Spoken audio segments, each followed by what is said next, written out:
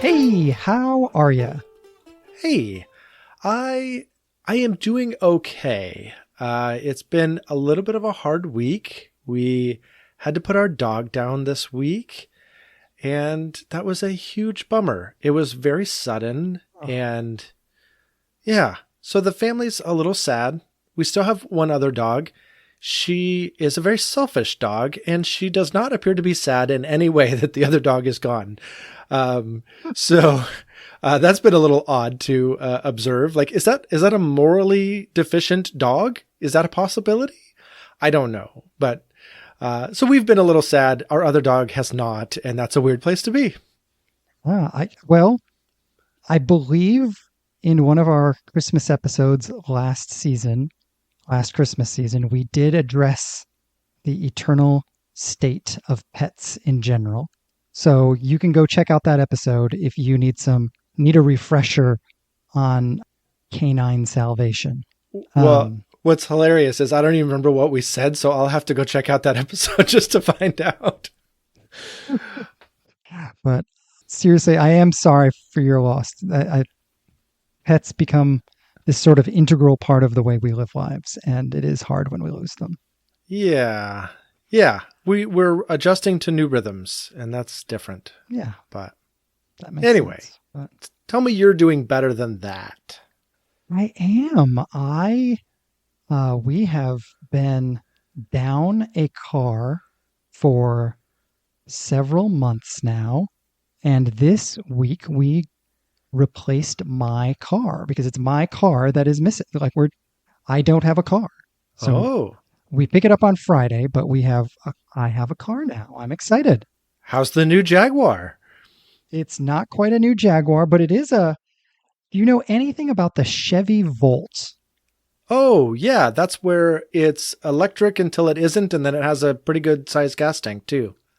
Yes, it's the only car I'm aware of that has this type of both systems. Like it's a hybrid, but not like a normal hybrid. It has a full battery system and a full electric system. And a full gas system. And exactly like you said, it runs the electric system until it runs out, and then it runs the gas system, and you can see on the dash which one it's running, and you can switch between the two if you have some desire to do so. But the vast majority of my driving is 10 to 15 miles to the grocery store and back. And this is perfect for that because I can do that, but we can also use it as a long distance car. It's gorgeous. I love it. I love it. I love it. I'm super excited. Wow. That's great. I'm happy for you. Yeah. Giant shout out to the guy who's selling it to us. We're getting it used. I love buying cars from people who show up with the file folder. You know what I mean? Yeah. These are my favorite people. He showed up, 1.5-inch thick file folder. Here's everything I've ever had done to the car. Feel free to thumb through it if you'd like. And if you want to, we can drive over where I've had it all done because it's just down the street, and you can ask them if I did all of this. That's awesome. Oh, okay. Well, I guess it's all right. That's amazing. So anyway, I'm doing really good because I've been missing having a car that was my car and having to use my daughter's very interiorly pink car. It's profoundly, deeply and spiritually pink. This is how Josh got his masculinity back by getting a hybrid. You say it that way and it sounds so odd. But at least my masculinity isn't toxic if it's a hybrid. Okay. All right. Yes, I suppose that's true. Well, I'm hoping you can help me out today because I have some thoughts in my head that I need you to help me discover, which sounds like a funny thing to say. Ooh. But, I'm getting that statement from Eugene Peterson. Eugene Peterson talked about his own writing as a heuristic process. Heuristic just meaning to discover. And so he didn't come to his writing with something to say. He discovered what he wanted to say through the act of writing it. And I want to discover what I want to say through the act of having this conversation, if that makes sense. Yeah, totally. I feel like that is the story of our conversations. I don't know what I'm thinking, and then we have a really good conversation, and then I know what I'm thinking. Yes, that is exactly right. And so today's topic comes from a book that I read about a year ago and took huge issue with. It's the book that I take the most issue with, and yet I still agree on almost everything the author said. It's such a weird thing. So I read this book called Gospel Eldership by Robert Thune.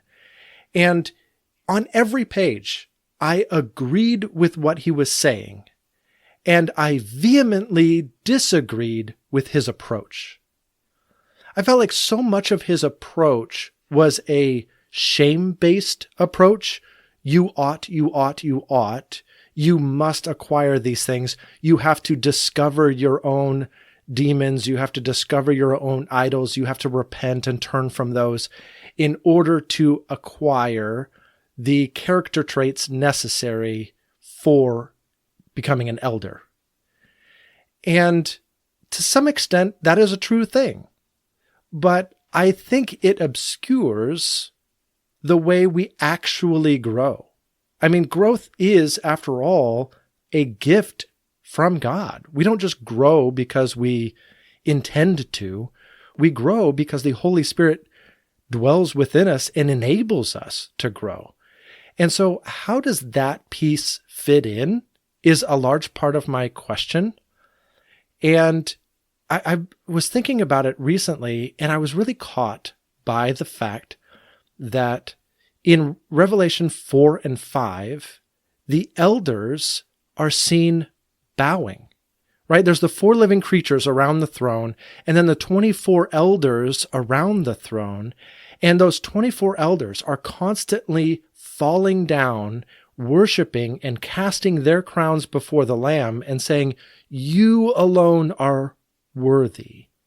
And I feel like that seems to be the posture for biblical eldership. One who bows before the Lamb and acknowledges authority where it is due. So anyway, but I want to say more, and I want to think through what does that mean, practically speaking, for how somebody actually grows and how actually one can acquire the character traits that Paul puts out in Timothy and in Titus around becoming an elder. I love this for so many reasons. First of all, let's clarify one of our terms here. When you talk about being an elder, really you just mean a leader in the church of some kind, right? Like different traditions are going to call this an elder or a deacon or a board member or a pastor or whatever. It doesn't really matter. What we're really asking is, what does spiritual growth look like when you are helping someone become a person of influence in the Christian community? Is that right? It is and it isn't. I agree with you that different traditions use different words here. But the distinction I want to make is that this is a set-apart leader, if you will. A pastor or an elder, these are the leaders that set the pace for the church. These are the leaders that are kind of in charge, if you will, in some formal and significant way. And these seem to be also elders. Elders in the Bible seem to be ones imbued with some spiritual authority given to them by God through their position to be able to pray for the church. And you know, you're supposed to present yourself to the elders and they can pray and you will be healed. There seems to be some spiritual authority vested in the position of elder. And I agree, you might call that something different in a church, but I think it is fundamentally different than, say, a Sunday school teacher.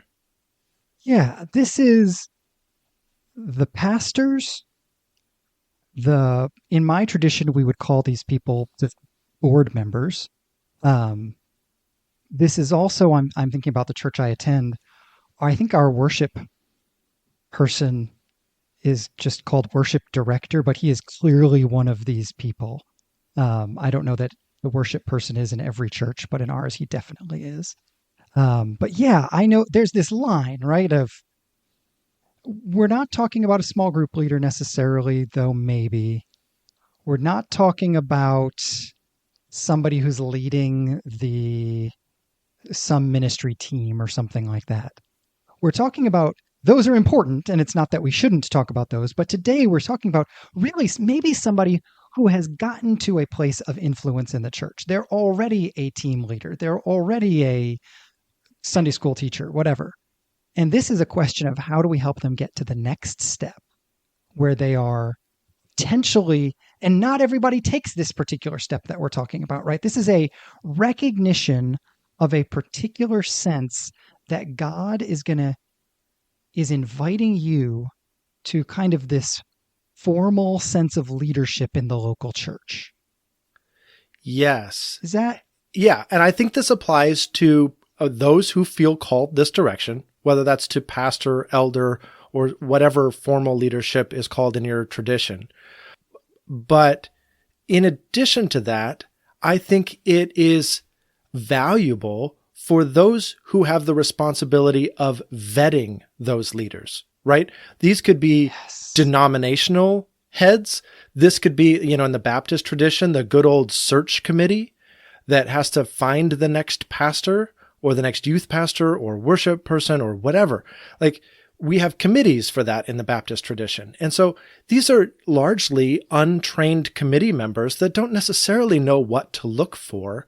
And I think these questions are really valuable for anybody that might sense a calling toward this and anybody who might have a responsibility of vetting people who believe they're called to this.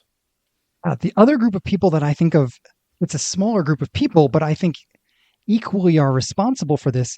The church has shifted to like using staffing companies, right? Like there are a number of staffing companies that you contract out the hiring to. And so you say what you want, they get a bunch of resumes, they pass along the appropriate resumes to you, and they need to do some filtering. But then the local church, as you're saying, also needs to do some filtering. And it's all around, I think, this issue of character, right? Like, I think that's what we're talking about here. I completely agree. Yes. And the other thing I'm hearing, again, just to kind of make sure we're at the same starting point, is whatever the right answer is for how to foster character growth among potential pastors and elders, giving them a quick list of you ought to do this is not the thing we mean. Right. Because we already have that list, right? Paul gave it to us in 1 Timothy 3 and in Titus 1. Mm-hmm. So we already have the lists of the character traits necessary. Now, how do we, one, recognize that people have them? But what more important for this conversation is how do we help people acquire them so that we have really good quality leaders in every church? Yeah. And I think about this all the time. I think about this all the time in part because I teach church leadership classes at a college, and so, or class at a college. And so I'm thinking about, like, I feel the weight of the fact that people who get good grades in my class may think that they are more qualified than they used to be to pastor, and that scares the life out of me. But then I also think about this because literally, so in my news feed today, I got what I think of as the counter example. You are talking about how do we make sure we properly train, raise up, prepare, whatever the right word is, spiritually form leaders. And I was confronted today, first thing in the morning, with what if we don't? And it was this article from a local news agency, KY3, and the heading is Nyangwa pastor charged after forcing residents at sober living facility to work without pay. Mm. And the basic essence of the story is that this pastor the church was running some kind of residential sobriety treatment house. A lot of times churches get around some rules by calling this a discipleship house, whatever, but it's trying to help people stay clean and sober in a residential facility. And he was using the residents as free labor. And that is both unethical and illegal. And I have been in the world of these kind of programs for many, many years. And I will say it is both unethical and illegal and frequently done. Mm. That's an unfortunate And thing. this is an unformed leader. Assuming that this is true, I have no idea if this is actually, the fact that it's in the news doesn't make it true. But were this to be true, were somebody to do what it is claimed that this particular person did, that is somebody who was not properly formed and prepared for leadership, right? Right. Yeah. I mean, I was looking, as you were talking about that, I was looking specifically at the First Timothy list and seeing that fails on a number of fronts. Like the very first thing Paul says of these leaders is they need to be above reproach. Even if this guy didn't quite do what they're claiming, it doesn't sound like it was above reproach. So they need to be above reproach, self-controlled. Seems like maybe we failed a little bit there. Respectable, not a lover of money. I mean, what motivates one to do this? Not wanting to pay somebody because you want to hold on to the money. So I think these things show up in subtle ways, right? Like he probably wasn't driving the Jaguar that I accused you of having, right? And so he might not have looked like a lover of money, but his character still potentially, if all of this is correct, it appears that his character loved money enough to force others into free labor so that he didn't have to pay for it. So how do we train people? Again, how do we recognize this in people when they don't drive a Jaguar? And how do we train this out of people in preparation for taking on spiritually significant roles in the church? Yeah. And I'll throw out what I think is the starting point for this journey. And it is not, I think, how we normally start this out. A lot of times I feel like what we're doing when people are thinking about Christian leadership, pastoring, whatever, I think we try to throw the door open and say, hey, this is a great thing to think about. You should really think about this. You might be called to this. This is a great opportunity. This might be, you are, whatever, uniquely called, or man, I really see something in you. And we try to encourage, whereas I think the real spiritual starting point, which that road doesn't lead to, is humility. Yes. I completely agree. And that's where I was really inspired by this vision in Revelation 4 and 5, where elders bow. That is a humble posture. That is a posture that acknowledges an authority greater than them. It is a posture that debases oneself in front of everyone else in the name of Jesus, right? In the name of lifting him up. So I completely agree. It has to start with humility. And I think that humility is also necessary in order to take a full and complete spiritual inventory according to Paul's list, right? Like if you're going to weigh yourself against that list, it is going to take a significant amount of humility and willingness to face the unpleasant.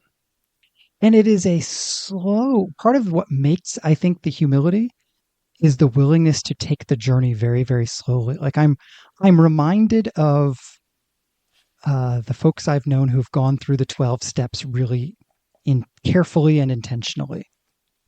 Uh, the Yeah. first step, go ahead.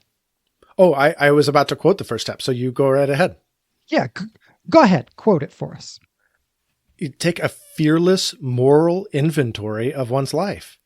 So what's amazing is that that's actually not the first step. That's like Okay. step 4. Okay. They've already done 3 things before. See what I mean about it being a slow journey? Yeah. Okay. What are the other 3 things? Yeah. So here's what happens. And this is what I love about the 12 steps. Step 1 is we admitted we were powerless over alcohol, that our lives had become unmanageable. That's it. Ooh. So if we took that and applied it straight to these passages, I admitted I was powerless to develop these character traits in and of myself. Yes.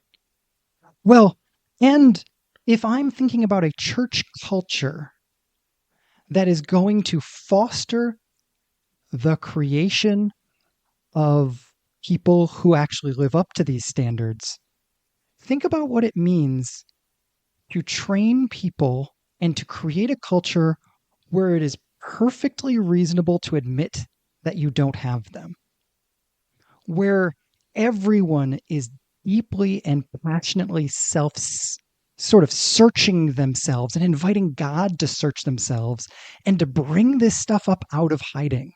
Hey, this is the beginning of a shame-free culture right here. We admit that we are powerless, that we can't do this. I can't create character in myself. Not only that, I've tried and failed. Yeah. You know, what you're saying, it reminds me specifically of a quote from Denver Seminary's website. The reason I went to Denver Seminary is in large part to the sentence I'm about to read. In their values section, they talked about relationships, and they said a lot about relationships, but this really stood out to me. They value relationships that, quote, drag us out of our hiding places so that we can move into the light of Christ's searing gaze of love. I remember you reading that to me 3-4 years ago.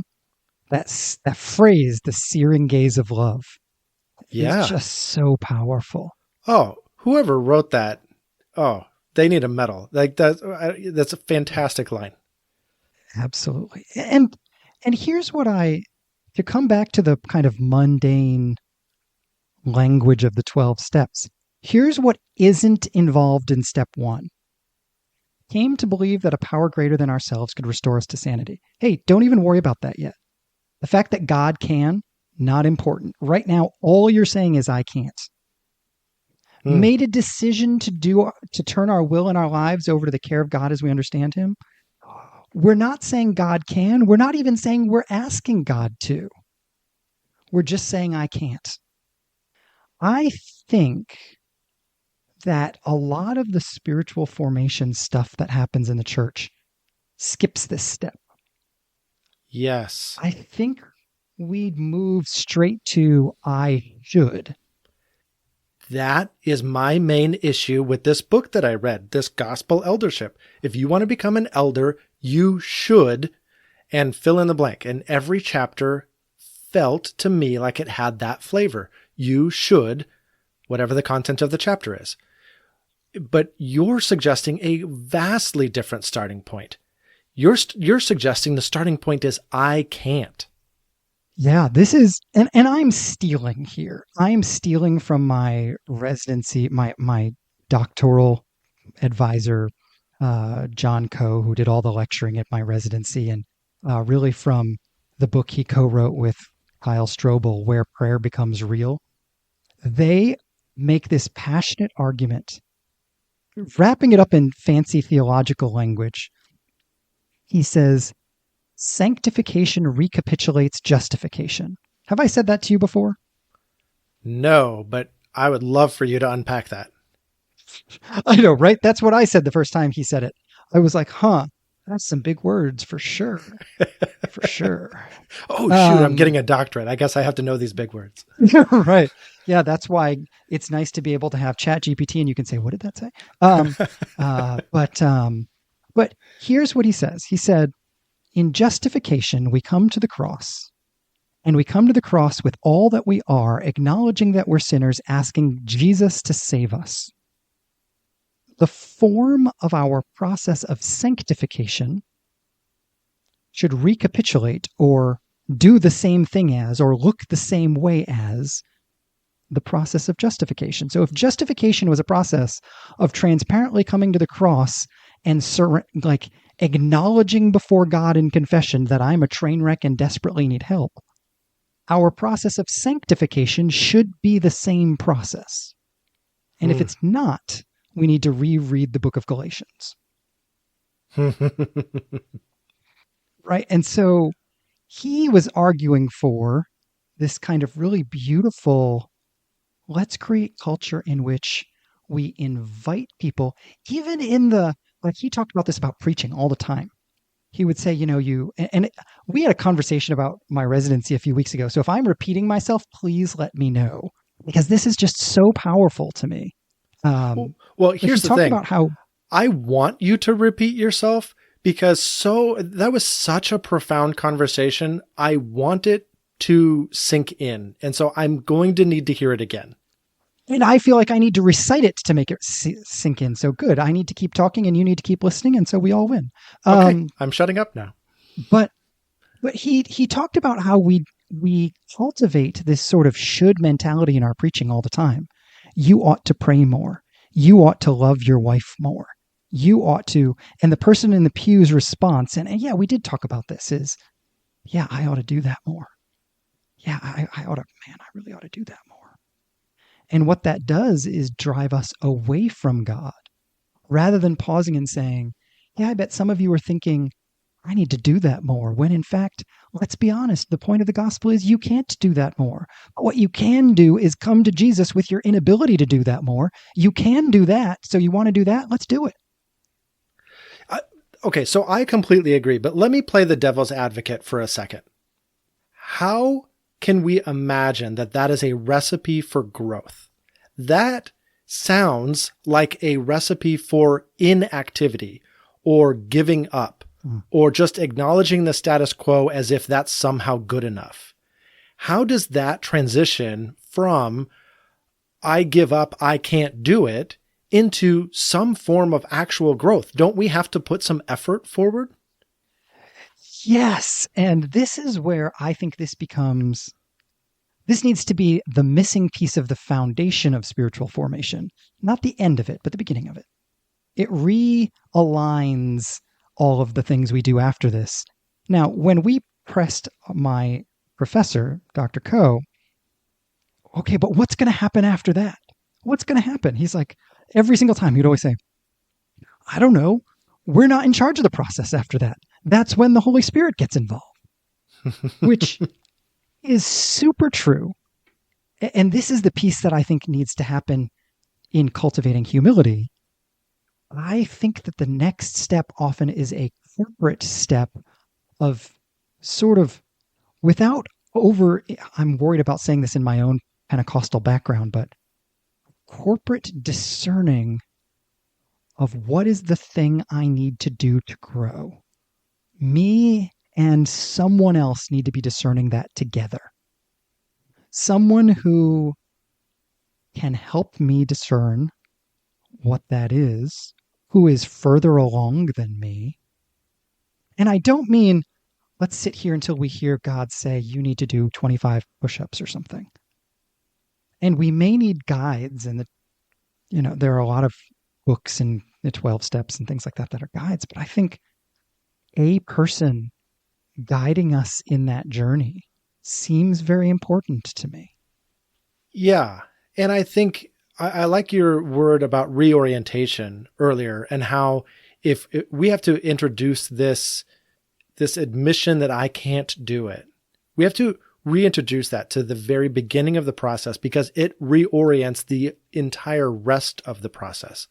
And so as you engage in humility with God and with a fellow believer that's guiding you through this, or fellow believers, I think that step one can never stop. Again, I'm going to come back to this image of the elder bowing. You can never stop bowing. You can never stop humbling yourself before the one who actually can, even as you take up tasks assigned to you in the process. Therefore, go and do X. Therefore, create this rhythm or whatever. I mean, I'm thinking about St. Benedict's rule of life and the things that he set up for his monks to help usher in rhythms that were spiritually helpful and beneficial. Even as you go and take on those new rhythms and those new tasks and those new disciplines, you can't stop bowing. It's not you taking up the reins again. It's you participating with God in doing these rhythms and acquiring the character traits that come with them. Yes. And I have a potentially counterintuitive thought about what it means to help someone grow in this particular part of the journey. And it fortunately comes from Jesus. So at least I'm on reasonably safe footing here. Reasonably safe. Okay. Well, because it's always Jesus plus my interpretation. And I'm stealing this from a leadership guru that I heard years ago. But I heard one of the kind of big leadership gurus talking about the fact that when Jesus called Peter, he didn't make it easy. As a matter of fact, Peter was feeling like a failure. And Jesus' response was, man, you're the kind of guy who likes to try harder. So yeah, try harder. Go throw those nets down again. And you know what? This time I want you to do it my way, even though I appear for all intents and purposes completely unqualified. So let's do that. I just want you to do this. That has to have been a watershed moment in Peter's life. Because he could have not listened and been like, yeah, no, I'm all set, Jesus. You are not a fisherman. Thank you for the useless advice. I've been doing this all night. And by the way, I grew up here. I've been fishing in these waters since I was 4. Thank you for your stupid advice. I'm all set. And that would have been the end of Peter's story. Jesus put up this giant barrier that was almost tailor-made to make Peter's life harder and to force Peter to humble himself in order to move forward. It reminds me of, do you remember in Indiana Jones and the Last Crusade, the tests that he has to figure out how to get through? And there's the one he ends up on his knees. Do you remember this? Yes. Yeah, a little bit. It's got the, swinging blade thing. And if you walk through, you're going to die because it's going to cut your head off. But if you crawl through on your knees, you're going to make it through because the only way to make it through was on your knees. And it is designed to be a moment that humbles you and forces you into prayer. Ooh, man, that's good. Coming back to what what I said earlier about, I think we open the door and encourage everybody to run through. I don't think that's what Jesus does. I think he designs the doorway so that only the people on their knees can make it through. And that on some level, we need to do the same thing. Man. I mean, you make it sound like, I don't think this is your necessarily your interpretation, but I'm thinking about this and thinking, you make it sound as though Peter's denial of Jesus was necessary almost, or the repentance that came from that was necessary in order to humble him as a leader, to make him the effective leader of the church that he became. That he was walking too high, too proud, and he got his head chopped off. And he had to come back through on his knees in order to be at the right posture to do the job he was being assigned to do. I don't think his denial was necessary, but I do think his denial revealed what was in his character. And therefore, Jesus decided to take him back on the journey he started on at the very beginning, including let's throw those nets down one more time. Remember how we Oh, started, Pete? yeah. We're just going to go right back there and try to get it right again. And it's okay. We'll do it again. So here we go. Throw the nets down on the wrong side of the boat one more time, Peter. Let's go. Man, yes. Yes. And that, the second time, suddenly Peter realizes what's at stake a little bit more, probably not all the way. None of us get it all the way ever. This isn't a black and white thing, but it is but he got it more than he used to. And that's a crushing moment. He did have to come through that moment on his knees. Yeah. So Man. I think this has been, I think this has been a helpful conversation in terms of what is the starting point? What's the orientation by which one goes about acquiring the character traits of a pastor, elder, whatever you want to call them? What about recognizing them in someone else? What about that vetting process that we talked about earlier? What would you say to somebody tasked with that responsibility? That's a great question. I'm curious. I'm curious. This is the first time I'm thinking about this. I'm curious what your initial thoughts are. I certainly have some, but I'd love to hear yours.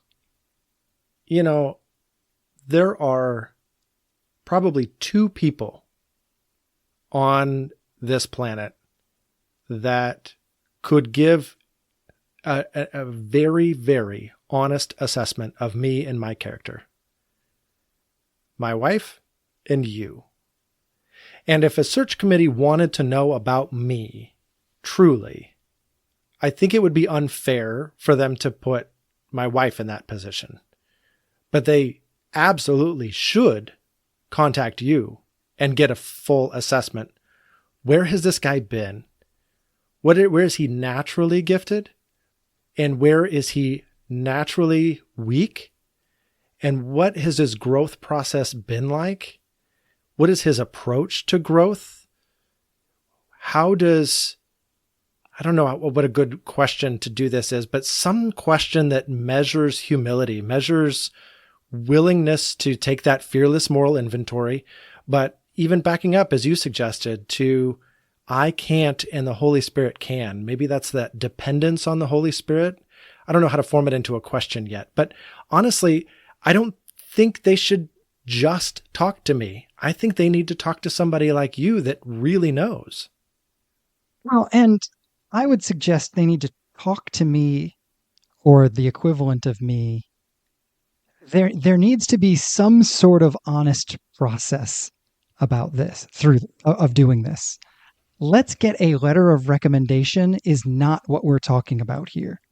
Right. Because right. Those are garbage. Let's just get honest here. I have written dozens of letters of recommendation, including for licensure in my own denomination. I do not think if all you're asking me for is to fill out a 5-minute form, then I'm going to give you 5 minutes worth of energy. If you really want to know what I think about somebody, you're going to send them to ask me certain questions about them and ask them to encourage and like somehow do a training in advance that says, here's what it means and why it's important to answer these honestly. Now you're going to have this conversation with them first and nobody else, and there's no audience.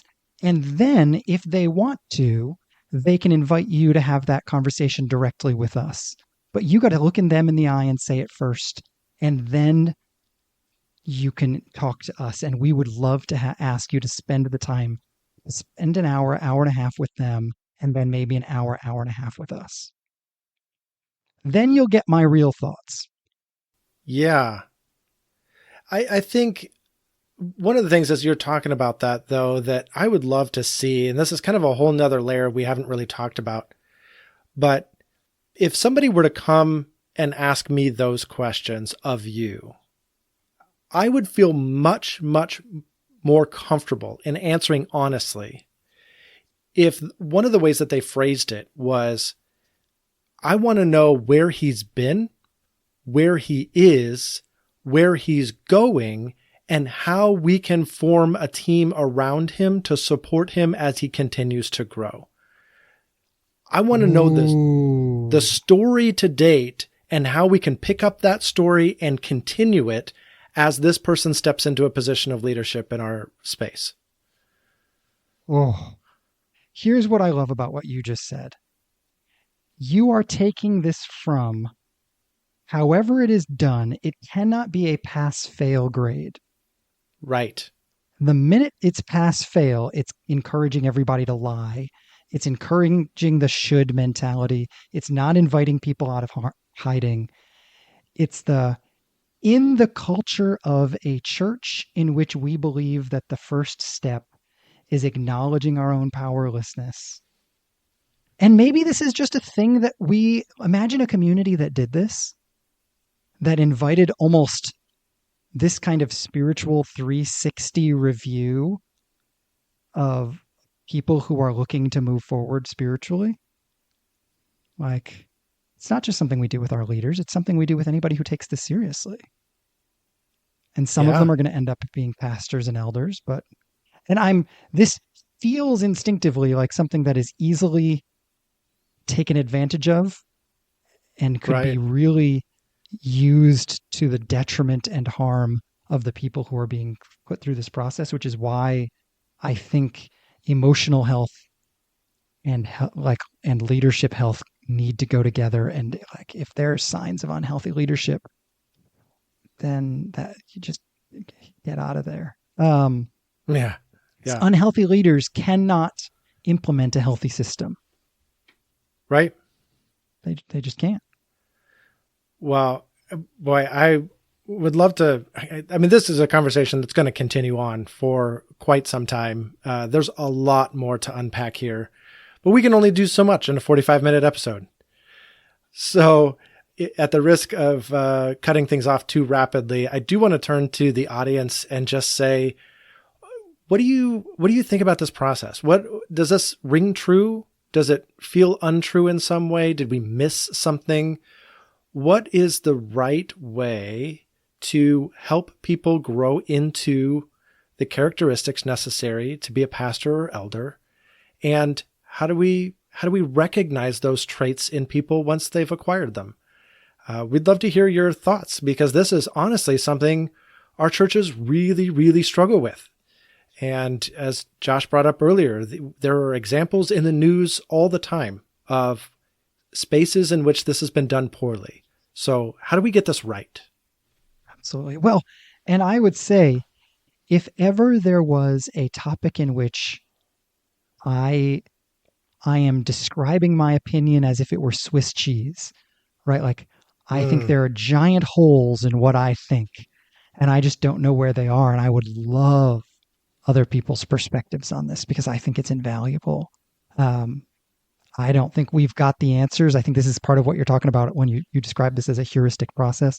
We don't have the answers. We're just desperately know that the answers are important. Yes.